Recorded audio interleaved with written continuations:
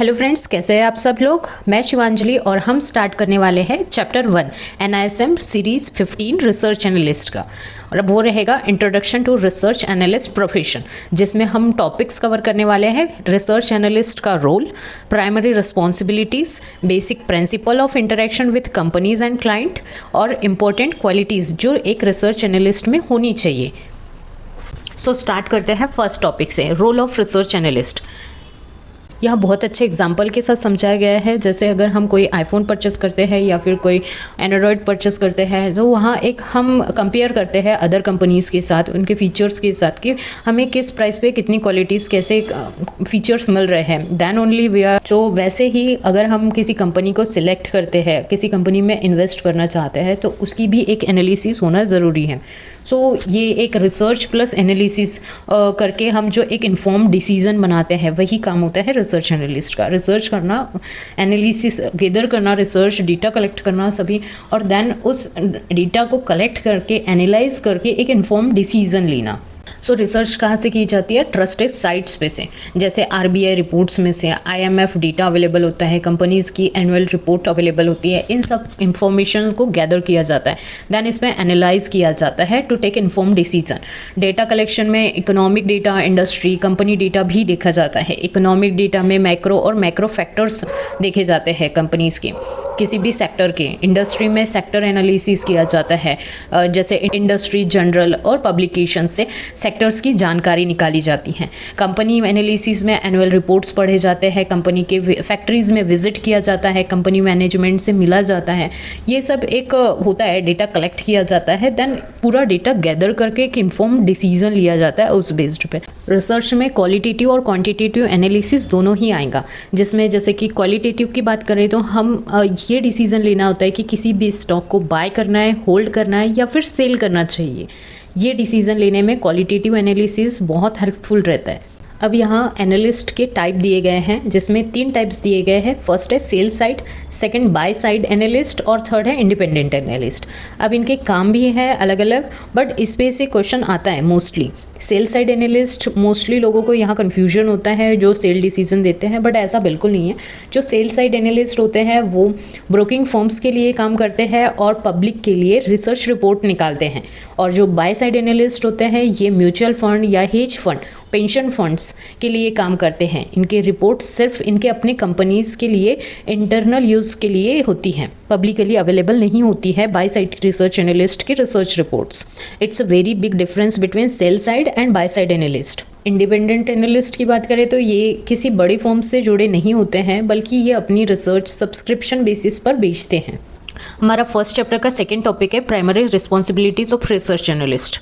एक research analyst को अपनी रिसर्च कंडक्ट करने के लिए 3 मेजर एनालिसिस करने होते हैं। पहला है economic analysis, second industry analysis और कंपनी एनालिसिस। इन्हीं 3 मेजर फैक्टर्स की माइक्रो स्टडी पर बेस्ड होती है रिसर्च और इन्फॉर्म्ड डिसीजन अंडरस्टैंडिंग इकोनॉमी से। एक ब्रिटिश इकोनॉमिस्ट का अच्छा थॉट दिया गया है, जिनका नाम है जॉन केन्स। इन्होंने कहा है कि किसी भी कंट्री की गवर्नमेंट उनके टैक्स रेट को चेंज करके और गवर्नमेंट स्पेंडिंग को चेंज करके इकोनॉमी की परफॉर्मेंस चेंज कर सकती है, एडजस्ट कर सकती है।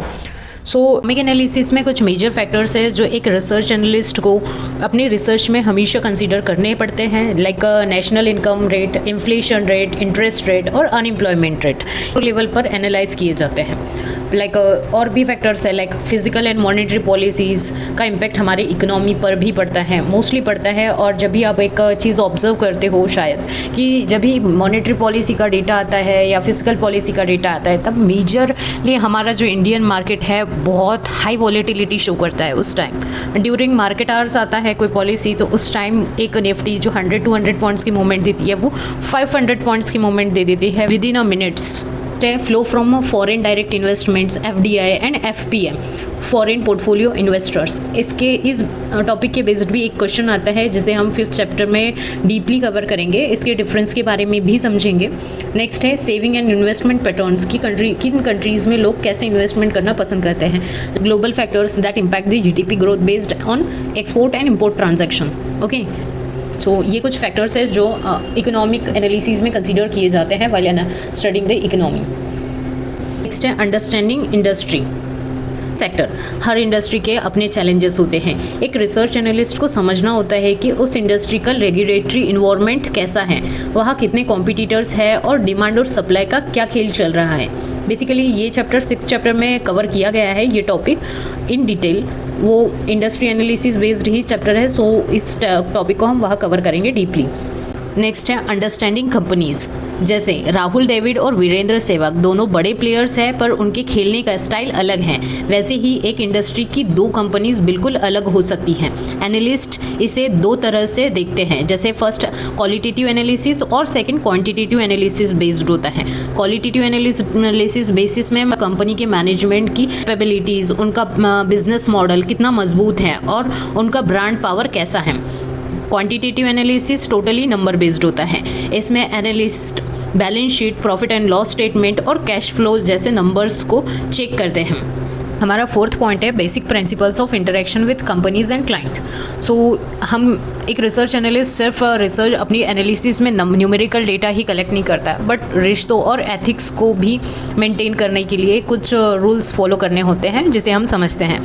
मैनेजमेंट के साथ कैसे इंटरेक्शन किया जाए। जब भी एक रिसर्च एनालिस्ट एक मैनेजमेंट टीम सुपीरियर मैनेजर के साथ इंटरेक्ट करेगा तो कुछ बेसिक प्रिपरेशन के साथ उसे उनके साथ इंटरेक्शन करना होगा। जैसे प्री मीटिंग रिसर्च करनी होगी। प्री मीटिंग रिसर्च क्या होती है? जब भी कोई हम इंटरेक्शन करने जा रहे हैं मैनेजमेंट से, तो हमें कंपनी के बारे में, उसके प्रोडक्ट का, फाइनेंशियल्स का, उनके एनुअल रिपोर्ट का पूरी जानकारी होनी चाहिए, जिससे हमें ये पता रहेगा कि जो कंपनी पास्ट में जो प्रॉमिसेस कर रही है क्या उसे फुलफ़िल कर रही है या फिर बस प्रॉमिसेस ही करते जा रही है। हमें हमारे क्वेश्चंस क्लियर होने चाहिए और हमारा एक क्वेश्चनायर प्रिपेयर होना चाहिए, क्योंकि मैनेजमेंट का टाइम बहुत ही कीमती होता है। जब हम उनके साथ बैठे इंटरेक्ट करें तो हमारे क्वेश्चंस वैल्यूएबल होने चाहिए और टू द पॉइंट होने चाहिए। ये थी कुछ बातें जब हम कंपनी के मैनेजमेंट के साथ इंटरेक्शन कर रहे हैं। वही हम जब क्लाइंट के साथ इंटरेक्शन कर रहे हैं तभी हमें कुछ रूल्स का और कुछ बातों का ख्याल रखना होता है, जैसे कि रियलिस्टिक सजेशन देना होता है क्लाइंट्स को। जैसे आपकी जो रिकमेंडेशन है वो सिर्फ फैक्ट और फिगर पर बेस्ड होनी चाहिए, किसी भी पर्सनल बायस पर नहीं होनी चाहिए। इसमें जो जार्गन्स है आपको मेजर जार्गन्स यूज़ नहीं करने हैं, टेक्निकल जार्गन्स सिंपल होना चाहिए जो एक आम आदमी समझ सके।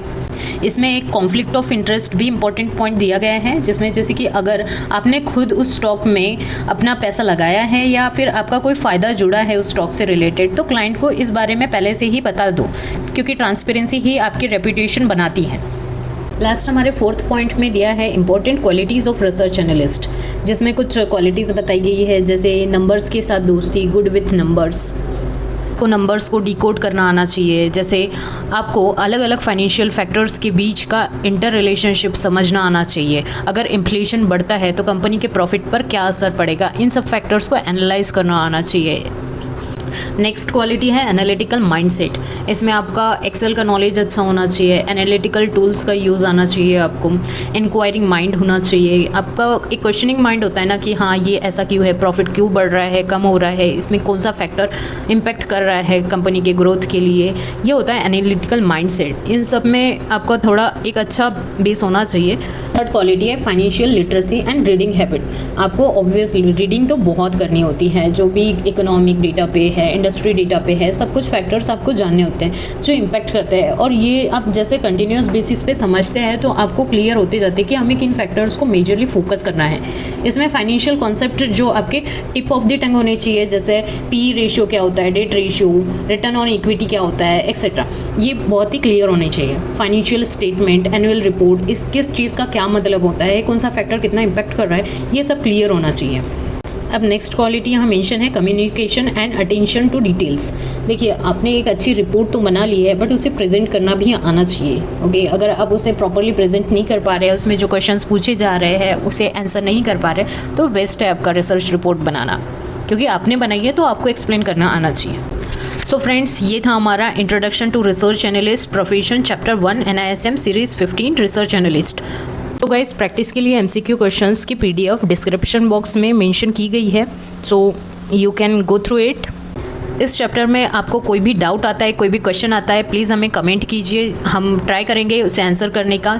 और ये वीडियो आपको हेल्पफुल लगा हो, इन्फॉर्मेटिव लगा हो तो प्लीज़ लाइक करें, सब्सक्राइब करें और फ्रेंड्स को भी शेयर करें। और ऐसे ही वीडियोज़ के लिए बने रहिए द फाइनेंस स्ट्रीट पर।